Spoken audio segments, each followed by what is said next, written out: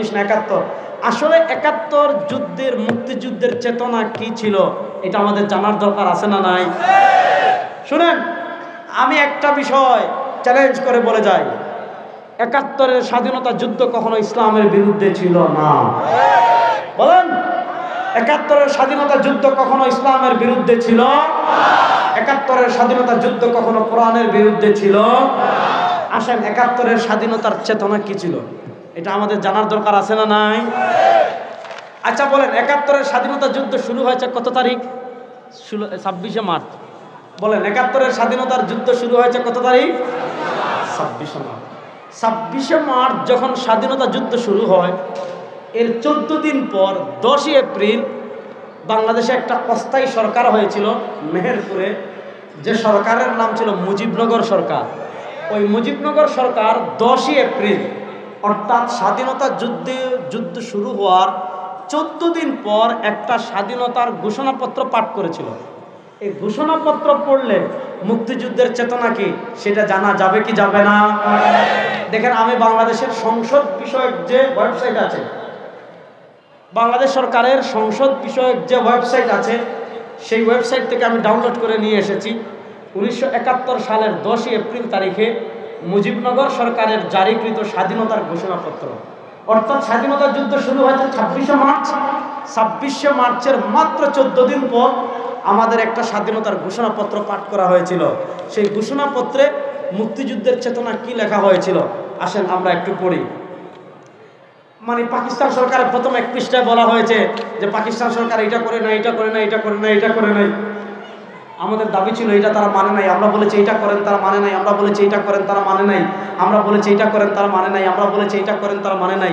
অনেক কিছু বলার পর বলা হচ্ছে যেহেতু আমরা আমাদের নির্বাচিত, মানে আপনারা যেহেতু এটা করেন নাই, সেহেতু আমরা আমাদের নির্বাচিত প্রতিনিধিগণ বাংলাদেশের সর্বোচ্চ ক্ষমতার অধিকারী জনগণ কর্তৃক আমাদেরকে প্রদত্ত কর্তৃত্বের মর্যাদা রক্ষার্থে নিজেদের সমন্বয় যথাযথভাবে একটি গণপরিষদ রূপে গঠন করিলাম এবং পরস্পর আলোচনা করিয়া, মনোযোগ কান খাড়া করে শুনেন, এবং পরস্পর আলোচনা করিয়া এবং বাংলাদেশের জনগণের জন্য সাম্য, মানবিক মর্যাদা ও সামাজিক সুবিচার নিশ্চিত করণার্থে সার্বভৌম গণপ্রজাতন্ত্র রূপে বাংলাদেশের প্রতিষ্ঠা ঘোষণা করিলাম। মুক্তিযুদ্ধের চেতনা 1971 সাল যখন যুদ্ধ চলছে, যুদ্ধ চলা অবস্থায় বলছে যে আমরা 3টা জিনিসের জন্য বাংলাদেশের স্বাধীনতা ঘোষণা করলাম।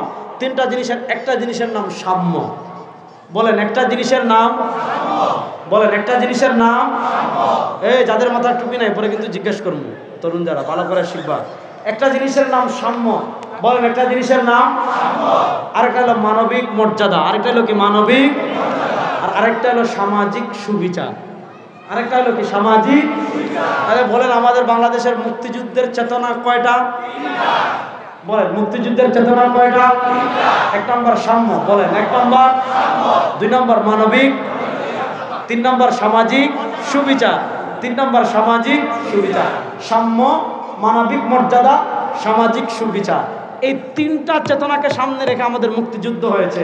এটা আমার কথা না, 1971-এ মুক্তিযুদ্ধ শুরু হওয়ার 14 দিন পর মুজিবনগর সরকার যে মুক্তিযুদ্ধের ঘোষণাপত্র পাঠ করেছিল, ওই ঘোষণাপত্রে আমাদের মুক্তিযুদ্ধের চেতনা লিখেছে কয়টি? বলেন না কয়টি? 1 নম্বর, 2 নম্বর, 3 নম্বর।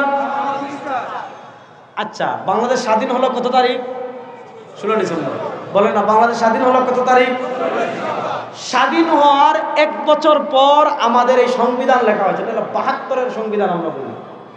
দেখেন, আমি সংবিধান নিয়ে এসেছি, গণপ্রজাতন্ত্রী বাংলাদেশের সংবিধান।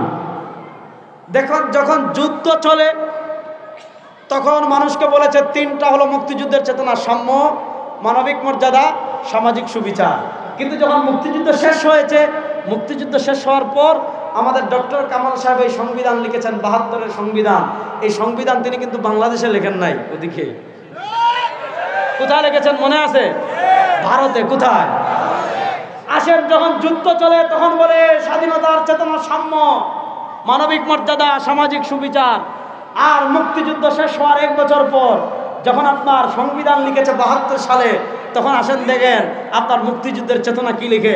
এই দেখেন সংবিধানের 1 নম্বর পৃষ্ঠা, বিসমিল্লাহির রহমানির রহিম, দয়াময় পরম দয়ালু আল্লাহর নামে, পরম করুণাময় সৃষ্টিকর্তার নামে লিখেছে, আমরা অঙ্গীকার করিতেছি যে যে সকল মহান আদর্শ আমাদের বীর জনগণকে জাতীয় মুক্তি সংগ্রামে আত্মনিয়োগ ও বীর শহীদদিগকে প্রাণোৎসর্গ করিতে উদ্বুদ্ধ করিয়াছিল, জাতীয়তাবাদ, সমাজতন্ত্র, গণতন্ত্র ও ধর্মনিরপেক্ষতার সে সকল আদর্শ এই সংবিধানের মূলনীতি হইবে।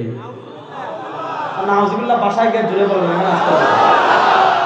যখন যুদ্ধ শুরু হয়েছে মুসলমানদেরকে বলে সাম্য প্রতিষ্ঠা করব, আর যখন যুদ্ধ চলে তখন বলেছে সামাজিক সুবিচার প্রতিষ্ঠা করব, যখন যুদ্ধ চলে তখন বলে মানবিক মর্যাদা প্রতিষ্ঠা করব, আর যুদ্ধের পরে ভারতে গিয়ে সংবিধান লিখেছে তখন বলে আমাদের সংবিধানের মুক্তিযুদ্ধের 1 নম্বর চেতনা সমাজতন্ত্র।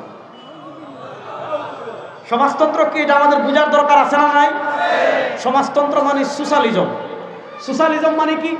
ব্যক্তি মালিকানা বলতে কোনো জিনিস নাই। এটা রাশিয়ানরা শুরু করেছিল। ব্যক্তি মালিকানা বলতে কোনো জিনিস নাই। আপনি বিদেশে টাকা কামিয়ে ব্যাংকে দিয়েছেন, এই টাকার মালিক আপনি না। আপনি চাকরি করে টাকা কামিয়েছেন, এই টাকার মালিক আপনি না। আপনি ব্যবসা করে টাকা কামিয়েছেন, এই টাকার মালিক আপনি না। মানে আপনি টাকা পয়সা যা কামাবেন সব টাকার মালিক রাষ্ট্র। আপনি বিদেশে গিয়ে টাকা কামিয়েছেন, টাকার মালিক রাষ্ট্র। আপনি ব্যবসা করে টাকা কামিয়েছেন, ওই টাকার মালিক রাষ্ট্র। আপনি চাকরি করে টাকা কামিয়েছেন, ওই টাকার মালিক রাষ্ট্র। আপনার জমিনের মালিক রাষ্ট্র, আপনার বাড়ির মালিক রাষ্ট্র, আপনার পোশাকের মালিক রাষ্ট্র, আপনার ফ্রিজের মালিক রাষ্ট্র, আপনার খাটের মালিক রাষ্ট্র, বউয়ের মালিককে আল্লাহু আ'লাম। আচ্ছা বলে নাই যে সোশ্যালিজম ব্যক্তি মালিকানা অস্বীকার করে।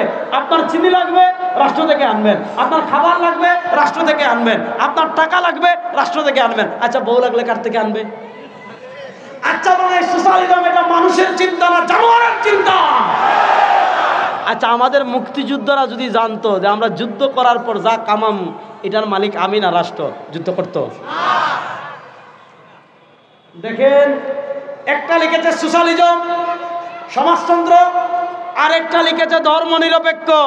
আমরা জানতে চাই স্বাধীনতার ঘোষণাপত্রে কি ধর্মনিরপেক্ষ আছে? ধর্মনিরপেক্ষতা আছে?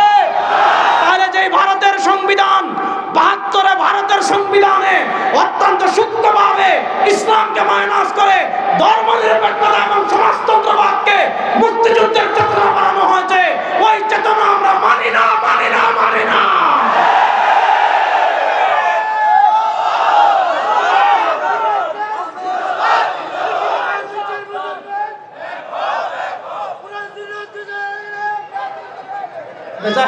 বেচারা কি স্লোগান দেবে এটাই ভুলে গেছে। বুঝছেন? আল্লাহ নেক হায়াত দান করুন। কথা ভালো করে বুঝেন। তাহলে আমার প্রশ্ন হলো আপনারা যে সংবিধান লিখলেন ধর্মনিরপেক্ষতা, সংবিধানে লিখবেন সমাজতন্ত্র, এগুলা কি আমাদের মুক্তিযুদ্ধের চেতনা? 1947 আমাদের মুক্তিযুদ্ধের চেতনা ছিল লা ইলাহা ইল্লাল্লাহ, আর 1971 আমাদের মুক্তিযুদ্ধের চেতনা ছিল সাম্য, সামাজিক মর্যাদা, মানবিক ন্যায় বিচার। এর বাইরে আর কোন চেতনা আমরা মানি না। দেখেন আমাদের শহীদ প্রেসিডেন্ট জিয়াউর রহমান সাহেব, উনি যখন রাষ্ট্রপতি হলেন 72-এর সংবিধানে এটা লেখা হলো ধর্মনিরপেক্ষতা। শেখ মুজিব সাহেবের আমলে 4 বার সংবিধান সংশোধন হয়েছে। শহীদ প্রেসিডেন্ট জিয়াউর রহমান সাহেব 1979 সালে তিনি সংবিধানের 5ম সংশোধনী করলেন। তিনি ধর্মনিরপেক্ষতাকে বাদ দিলেন, সেখানে তিনি লিখলেন আল্লাহর উপর পূর্ণ আস্থা এবং বিশ্বাস। 1979 সালে জিয়াউর রহমান সাহেব এটা যোগ করলেন। 1979 সাল থেকে নিয়ে 2010 সাল পর্যন্ত, মধ্যখানে আওয়ামী লীগ একবার ক্ষমতায় এসেছে, তখন তো মানুষের ভোটে এসেছিল, এজন্য পারে নাই। 1996 থেকে 2001 পর্যন্ত, ওই 1991 থেকে 2001 পর্যন্ত তখন আওয়ামী লীগ ক্ষমতায় ছিল, আমাদের সংবিধানে ছিল আল্লাহর উপর পূর্ণ আস্থা এবং বিশ্বাস। কিন্তু 2010 সালে যখন 8 সালে না 9 সালে যখন ভারতের মদতপুষ্ট হয়ে জনগণের ভোট ছাড়া তারা ক্ষমতায় এসেছে, আসার পর বিচারপতি খায়রুল কাবির এই ভারতের 5 আটা গোলাম, ওরে যেখানে পাবেন জুতা দিয়ে 40টা মারবেন, তারপর সেনাবাহিনীর হাতে তুলে দিবেন। পারবেন তো ইনশাআল্লাহ? আছে, কোথায় আছে তাও জানি না, কোথায় আছে না। বিচারপতি খায়রুল কাবির ও নিজে স্বপ্রণোদিত হয়ে প্রধান বিচারপতি ছিল। সুপ্রিম কোর্ট থেকে নিজে আদেশ জারি করে আমাদের ওই 1989 সালে শহীদ প্রেসিডেন্ট জিয়াউর রহমান সাহেব যে আল্লাহর উপর পূর্ণ আস্থা এবং বিশ্বাসকে যুক্ত করেছিলেন, সেটাকে বাদ দিয়ে আবার তারা ধর্মনিরপেক্ষতা যোগ করেছে। ও মুসলমান, 2024-এর জুলাই আগস্টের বিপ্লবের পর সংবিধান সংশোধনের কথা বলা হচ্ছে। কি সংশোধন করবেন না করবেন এটা পরের কথা, কিন্তু ধর্মনিরপেক্ষতাকে বাদ দিয়ে আল্লাহর উপর আস্থা এবং পূর্ণ বিশ্বাসকে আবার আমাদের সংবিধানে যুক্ত করতে হবে। আল্লাহর উপর আস্থা এবং বিশ্বাস আমাদের ঈমান। আমরা ধর্মনিরপেক্ষতা মানি না। বলেন আমরা ধর্মনিরপেক্ষতা মানি? বলেন আমরা ধর্মনিরপেক্ষতা মানি। সুতরাং আমাদের সংবিধানে আল্লাহর উপর আস্থা এবং বিশ্বাস আবার যুক্ত হোক। আপনারা চান কি চান না?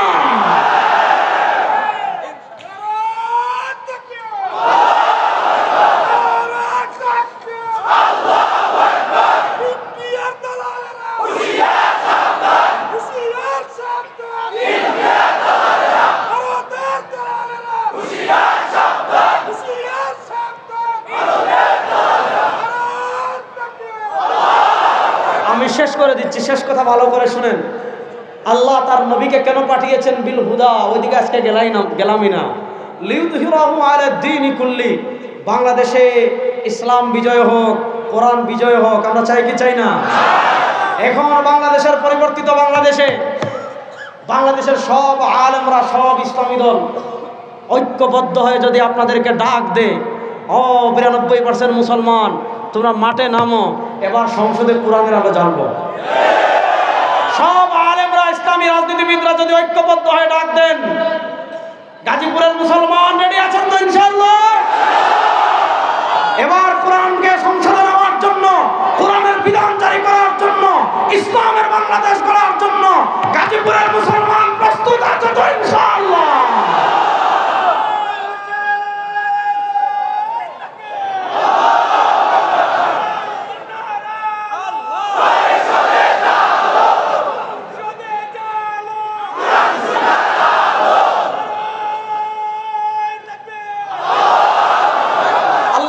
ইসলামের বাংলাদেশ গড়ার তৌফিক আমাদের সবাইকে দান করেন। ইসলামের বাংলাদেশ গড়ার জন্য রক্ত দেওয়ার প্রয়োজন হলে রেডি আছেন তো ইনশাআল্লাহ? আমি বলি বাংলাদেশে ইসলাম প্রতিষ্ঠার জন্য রক্ত লাগবে না। এই দেশ ইসলামের জন্য এতটা উর্বর, আমরা যদি 92% মানুষ খালি গাম জড়াবো, বাংলাদেশে ইসলাম আটকাবে এমন কোন বাপের বেটা আছে? আরে বেটা, তালেবান যদি আমেরিকাকে খেয়ে দিতে পারে, ভারত আমাদের কাছে কিচ্ছু না। হামাস যদি ইসরায়েলের 12টা বাজায় ফেলতে পারে, ভারত আমাদের কাছে কিছুই না ইনশাআল্লাহ। এবারের বাংলাদেশ ইসলামের বাংলাদেশ হবে ইনশাআল্লাহ, কোরআনের বাংলাদেশ হবে ইনশাআল্লাহ। আল্লাহ তাআলা যে কথাগুলো বললেন আমাদের সবাইকে আমল করার তৌফিক দান করুন। ইন আসাবতু ফামিনাল্লাহ ওয়া ইন আখতাতু ফামিন ওয়া মিনাশ শাইতান। সুবহানাকাল্লাহুম্মা